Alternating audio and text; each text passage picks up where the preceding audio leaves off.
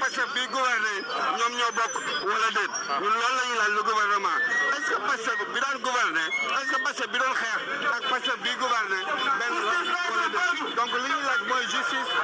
pour les martyrs justice pour les détenus politiques justice aussi pour les blessés politiques parce que man mi wax ak yéen dafa am ay militants ay xeexkat yoo xamante ni dañu ñàkk seen i tànk ñu ñàkk seen i loxo ñu nekk ay personnes en mobilité léegi nag li ñuy wax moom mooy le président de la République monsieur Diomaye Faye mu def justice pour les Sénégalais justice pour les martyrs justice aussi pour tout justice pour les Sénégalais justice pour les martyrs justice aussi pour ñëpp ñi nga xamante ni ñoom ñoo am problème ci xeex bi am nañ ci ay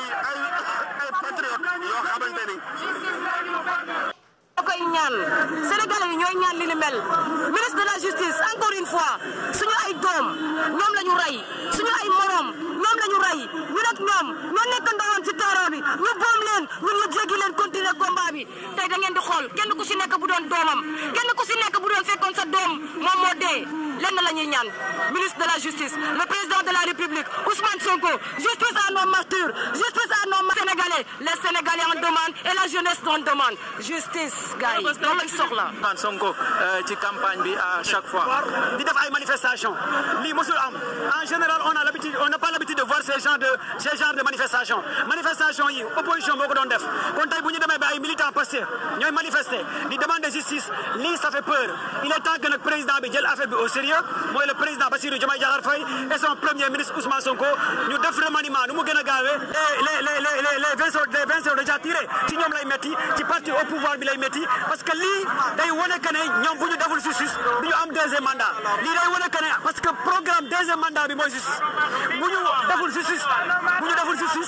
du ñu am deuxième mandat te loolu dafa war a leer naññ parce que lii di bu nekkee justice amul dans 4 à 5 mois dañ koy defaat kon donc on accélère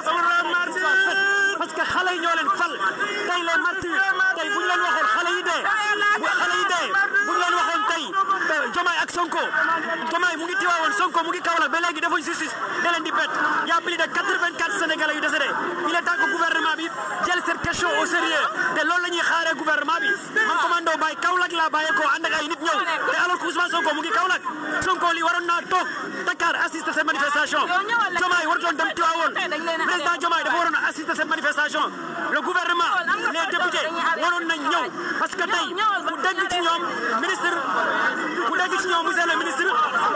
patriote ñoo tax ku dégg ci ñoom monsieur le président patriote ñoo tax képp koo xamante ne dégg na monsieur le ministre wala monsieur le président patriote ñoo tax kon il est temps de respecter encore de plus les patriotes nañ respecter patriotes yi nu mu gën a baaxee nañ respecter patriotes yi te lu ñuy exiger ak lu ñuy demander le gouvernement tey li ma gën a jaaxal mooy gisoo fi benn presque ay député gisoo fi ay DG gisoo fi ay ministre tey ku dégg le DG wala nga dégg ministre les patriotes sa gouvernement bi signal fort le gouvernement bi c'est pas par hasard sànq maa ngi koy wax man je travaille à l'hôpital El Hadji Ibrahima Niass de Kaolack réanimation lañ ma fekk en 2023 les éléments de DIC arrêté ma je suis fonctionnaire de l'État soxlawuma dara gouvernement bi jox ma ko mais xale yi décédé nañ leen jël en charge bi may ñëw Sonko laa dajal ci yoon bi muy dugg Kaolack Medina Baye te Kaolack laa dégg kon il est temps que aussi gouvernement bi taxawal justice pour nos martyrs te loolu lay gars yi di xaar te loolu lay sénégalais di xaar ñu def justice pour nos martyrs parce que tamit métti na lool xaalis bu ñu jox xale yi amul njëriñ xaalis bu ñu jox xale yi amul benn sens kon nañ fexe def justice soit ñu def ay remaniement bu am solo sénégalais gis seen bopp wala bu nekkee ñoom ils sont incapables de diriger ce pays nañu wax ak sénégalais yi leen fal ne ils sont incapables de diriger ce pays et ça me fait très mal démb ma gis ki nga xamante ne son excellent président Diomaye di dem France te Sonko moo fi doon wax il faut que France lève son genou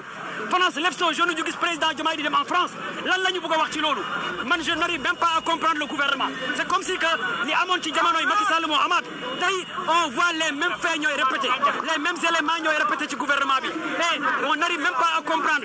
le souverainisme bi nga xamante ne moom la doon Ousmane Sonko doon woote parce que quand on dit le souverainisme il faut que ñi nga xamante ne ñoo bokk sa réew nga war a dooleel les entreprises sénégalais la ñu war a dooleel tey boo xoolee y a la faillite totale même au niveau des médias y a une une crise totale au niveau des médias tey ñëpp a am problème partout il y a des problèmes kon donc lu ñu soxla mooy justice bi taxaw yoon taxaw justice pour nos martyrs nu mu gën a gaawee parce que lii c'est pas un bon signal pour l'avenir c'est pas un bon signal pour les Sénégalais kon justice la ñu soxla justice moom la ñu soxla pour nos martyrs. dañoo xam ne dafa am ñoo xam ne bi ñu doon def lii contre Macky Sall dafa am ñu jógoon bàyyi seen bakkan ci toolu xale ñooñu tey ñu ngi ci dëgg ñun amaana ñu ngi tey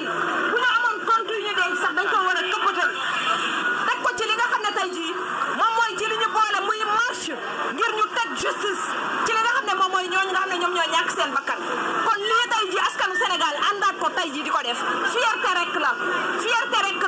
wane ngeen waat ne Sénégal moo ñu boole te li ñu boole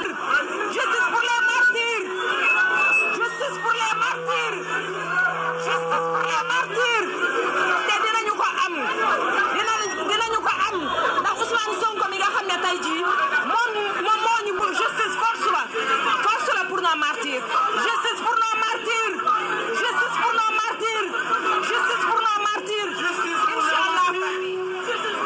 justice pour nos de la République dañ lay ñaan ngir yàlla daa am loo xam ne yaa ñu ko waxoon il me revient le souvenir des martyrs de la démocratie sénégalaise yaa ko wax ba mu jeex ba discours bi jeex loolu nag dañoo marqué sur seen téléphone lañ ko def duñ ko fàtte mukk dañuy ñaan rek ngir yàlla justice pour nos martyrs. ñu ngi tàllal suñu loxo comme suñu chef bi ni ma ko waxee sànq vraiment war nañoo toll fii tey mais nag il faut ñu jóg rek pour yëglu pour xamal leen ne mbir mi ñu bëgg ñu def ko ni mu gën a baaxee ni mu gën a gaawee pour ku nekk delluwaat ci say préoccupation kon ñu ngi sant ñëpp vraiment di gërëm presse bi ñi teew gërëm góor ak jigéen soxna yi macha allah nii rek la taxawal leen seen bopp xeex nañu ko mais xeex bi jeexagul gaañi xeex bi jeexagul ba léegi am na ay gàllankoor te justice gis nañu ne ci la bokk justice sociale bu manqué rek réew moom du nekk ci stabilité kon sérénité justice moo koy andi stabilité justice moo koy andi kon ñu ngi woo suñu njiit ci loolu ñu dimbali ñu ci parce que benn combat lañu doon mëne boo xam ne bu injustice amee faaw ñu réparer injustice yooyu te bu boobaa nag ci réew mi di doxee am développement de faw incha allah ni ko Sonko di waxee daañu réussir projet bi kenn mënu ci dara incha allah daañu réussir